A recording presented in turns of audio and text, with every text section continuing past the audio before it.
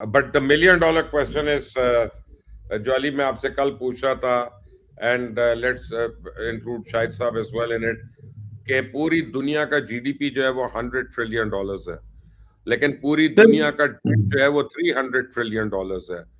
So somebody is going to muck up the global economy and the system and recreate new alliances and new countries and new, United Nations and stuff like that.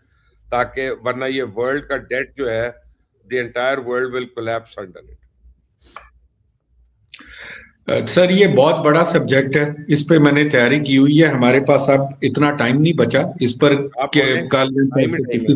बोलें, time है इसमें. अच्छा sir, इसमें देखें, इन्होंने 2001 में एक virtual banking के थ्रू एक सेंट्रल बैंक्स में अकाउंट क्रिएट किए थे.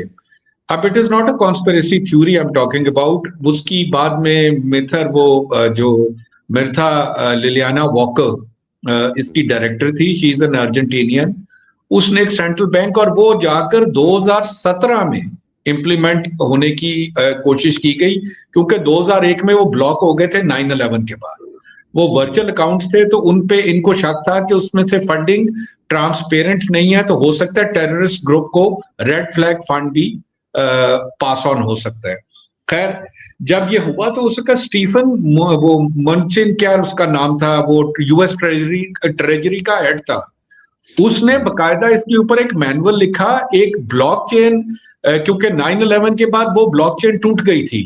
वो जो वाइट स्पिरिचुअल बॉय, उसका इन्होंने नाम रखा हुआ था.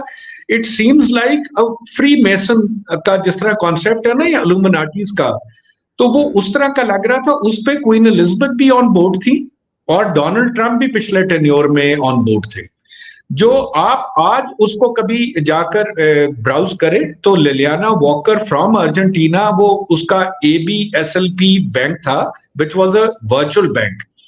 जब वो 2017 में आई तो उसके अंदर इन्होंने QFS, एक नेवल ब्लॉकचेन है अमेरिका की. वो नेवल क्यों है? आपने ये बड़ी कॉन्स्पिरेसी मूवीज में देखा होगा कि जो डेटाबेस है वो ये बिल्कुल 1000-2000 मीटर नीचे रखते हैं ताकि उसको नुकसान होने का कोई खदशा ही ना हो. और बीइंग अ रोमन एम्परर, तो उसमें ये नेवल ब्लॉकचेन पर काम होने लगा था. इस पर उन्होंने कन्विंस कर लिया क्वीन एलिजाबेथ को भी, और पहले स्टेप में वो डेट जो क्लियरेंस होनी थी वो अमेरिका की थी, वेस्टर्न वर्ल्ड की, और क्वीन एलिजाबेथ वगैरह की. इसीलिए तो वो यूरोपियन यूनियन में नहीं शामिल हुए थे, बिकॉज दे वर एमिंग कि हम एक अलहदा दोबारा से ग्रेट ब्रिटेन फॉर्म होगा, और उधर से United States of America 0 metre पर आ जाता है. एक रीशेड्यूलिंग ऑफ लोनिंग होती, उसमें रीफाइनेंसिंग के ऊपर बात हो रही थी, डोनेशंस जो गई हुई थी उसको कंसिडर किया जा रहा था. Then there was a new bond redemption process जो उसके अंदर इंट्रोड्यूस होना था. इशू ये हुआ कि उसमें अमेरिका और चाइना यूरोपियन यूनियन के साथ एक हो गए, और उन्होंने कहा कि क्वेश्चन डज नॉट अराइज. आप इस वक्त इस सिस्टम को शेक करेंगे तो पूरी दुनिया का फाइनेंशियल सिस्टम जमीन पर बैठ जाएगा, तो क्या बार्टर सिस्टम से चलेगा सारा फिर उससे. तो उसमें फिर हुआ ये कि एक बकायदा मुहिम चली इसके खिलाफ, इसमें लॉबिंग हुई, इसमें ब्रिक्स आ गया, इन्वॉल्व हो गया, यूरोपियन यूनियन हो गई.